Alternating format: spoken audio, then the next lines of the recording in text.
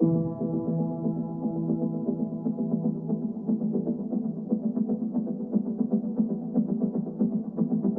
a game I find myself always wanting to play. The visuals are stunning, and the controls are even better.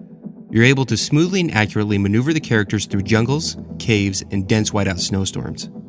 Donkey Kong Country was the first game that really immersed me into its world. It seemed like it was a real place that could exist in real life.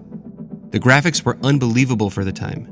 Though they look blocky and pixelated on HD TVs today, on a CRT, these graphics looked really spectacular. They were completely different than anything else that had been seen on the Super Nintendo. I sunk hundreds of hours playing Donkey Kong Country. I tried over and over to get past the more tricky level sections that give it the reputation as a hard game. I also searched every nook and cranny for hidden secrets. It was beautiful not being rushed by a time limit like I was accustomed to with Mario games. I still play through it at least once a year, and to this day, it still stands up as one of the best platformers ever. Its two sequels, Donkey Kong Country 2 and 3, are also fantastic, and I hold them in the same regard. But there's one thing about Donkey Kong Country that I always wanted, but never could have, or so I thought. I wanted to take it with me on the go, and to my knowledge at the time, it was impossible. It wasn't until around 2010 that I discovered that I had missed out on an entire decade of Donkey Kong games that were made for the Game Boy handhelds. That's something I wish I could have known back when they were released. After the success of Donkey Kong Country, and before the release of Donkey Kong Country 2, Rare and Nintendo made the first portable game in the same vein as the Donkey Kong Country games, called Donkey Kong Land. This was followed up by two more games in the series, Donkey Kong Land 2 and Donkey Kong Land 3.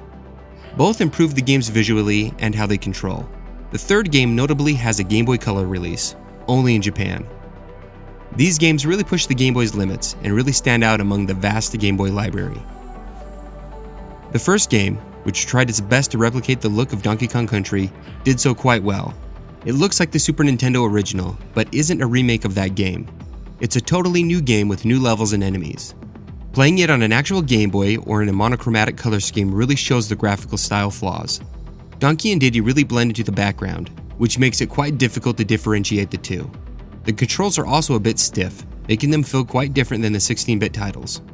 The screen also shifts wildly around to accommodate the large character sprites. This makes things really difficult to adjust to when they happen.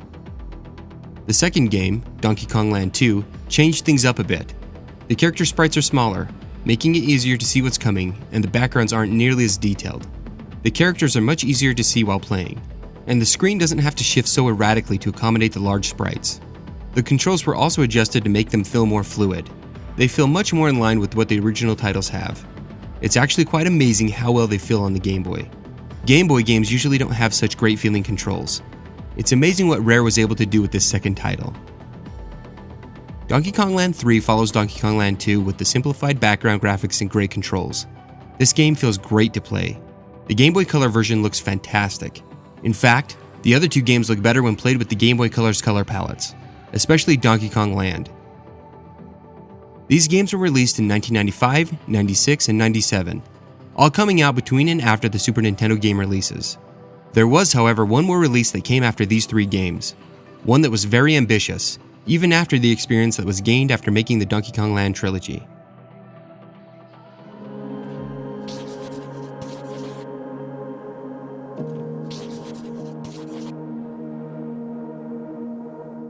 Donkey Kong Country was a massive success. It holds the third spot on the best-selling games list for the Super Nintendo. In 2000, Nintendo and Rare decided to make a version of Donkey Kong Country for the Game Boy Color, which wasn't a bad idea. The Donkey Kong Land games were successful, which proved that this type of game could do well.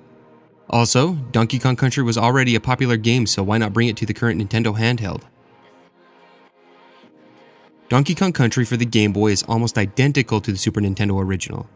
First off, this game looks great for a Game Boy Color title. I think it might be one of the best looking of all Game Boy games. The developers have kept the spirit of the original game while working with the limitations of the hardware. Of course, it doesn't look nearly as nice as the Super Nintendo original, but look at what it's running on. The system is smaller than the Super Nintendo cartridge. I think they did an excellent job converting the look. This game features most of the same levels and layouts as the original game, which is amazing to think that the entire Donkey Kong Country game is on this tiny cartridge. You play as Donkey Kong and Diddy Kong. You also encounter the other Kongs along the way, such as Cranky, Funky, and Candy. Candy now runs a minigame section on each world map, which is different from the save location she once operated. All 6 worlds are here, including all their levels, with a few exceptions. In Torchlight Trouble, Squawks lights up the entire screen, as opposed to only lighting up where the light is shining. In Loopy Lights, the screen stays much more visible when the lights go out.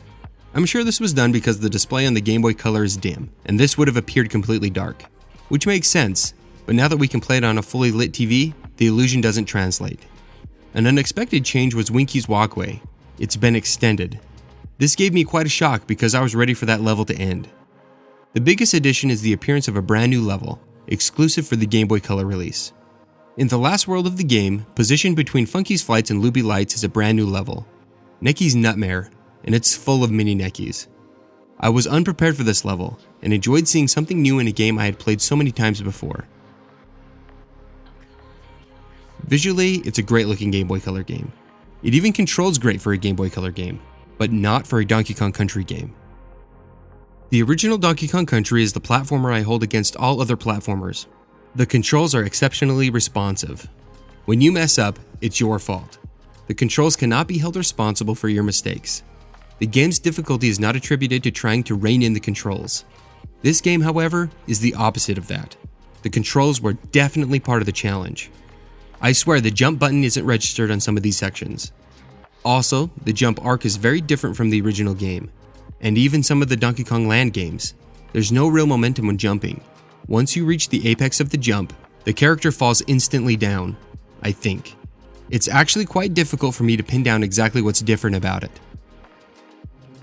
The controls aren't as stiff as something like Super Mario Land, and they're not as fluid as Donkey Kong Country. They are somewhere in the middle. I've heard that people have struggled with the minecart levels. They're definitely challenging, but not impossible. There are a few levels and level sections that prove to be exceptionally challenging. Some of the most difficult levels include tire sections. These tires only register a jump with exact timing in a very small window. If you're off by half a second, your jump will not have the arc required to move forward. I can't tell you how frustrating it is to have to do these tire sections over and over again, specifically on Rope Bridge Rumble and Minecart Madness. In Minecart Madness, there's a minecart section that has you jump onto tiny platforms that have tires on top of them. There are also zingers moving up and down or flying around each platform, blocking your path through. The timing and rhythm must be exact to finish these sections. Then, to make it even harder, zingers are placed on this inclined track that you need to jump over.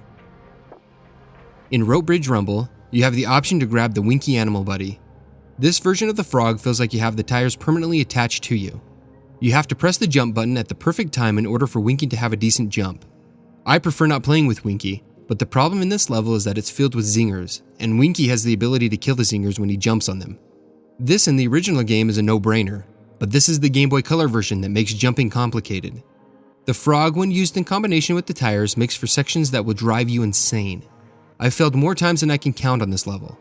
The difficulty was over the top. When I finally passed these 2 levels, it felt like I had accomplished something incredible. They were by far the hardest in the game. I can breeze through these levels on the Super Nintendo game, which made them that much more frustrating. There are also a few sections and other levels that were terribly difficult. Elevator Antics has these randomly spawning elevator platforms that were incredibly unpredictable. It was only by luck that I finally got through them. I mean, these platforms are the only way through, and once you're on them, you can't go anywhere else but forward. If there's nothing there for you to jump onto, you die from the game not allowing you to move forward, not from a mistake in your reactions. This happened in 2 spots. Treetop Town also proved to be a big challenge. The barrels don't react as quickly as they do in the SNES game, which caused me to die more than I'd like to admit. But the worst part of this level is at the very end. There's a Necky that's flying up and down that is required to jump onto to make it over the gap. But this Necky can't be jumped on at any time. You have to jump on it at the right place and at the correct height from the barrel. Getting this close to the end and then falling down the gap after jumping off the Necky was a motivation killer. I know I can make it over this gap with 0 problems on the Super Nintendo game. But again, this isn't that version, and I had to adjust to it mentally or I probably would have just turned it off, which I suspect many people have done. Everything else in the game was very manageable. The boss fights are just as easy here as they are on the Super Nintendo. King K. Rool really doesn't pose much of a threat.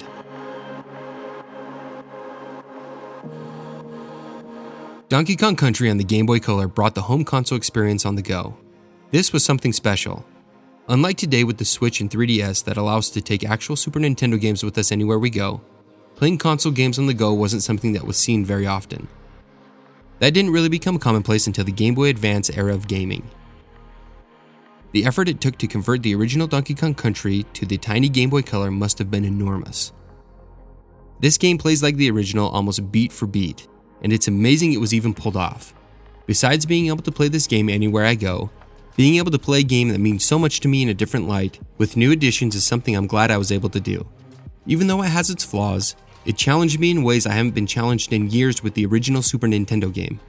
The slight differences really changed up the gameplay and made it feel like I was playing a new entry with the same framework, and I can't deny that I enjoyed struggling through it. This game gave us Donkey Kong Country on the go, something I had wanted for years. Through this tiny screen, hidden behind translucent plastic, lies a small piece of imperfect excellence.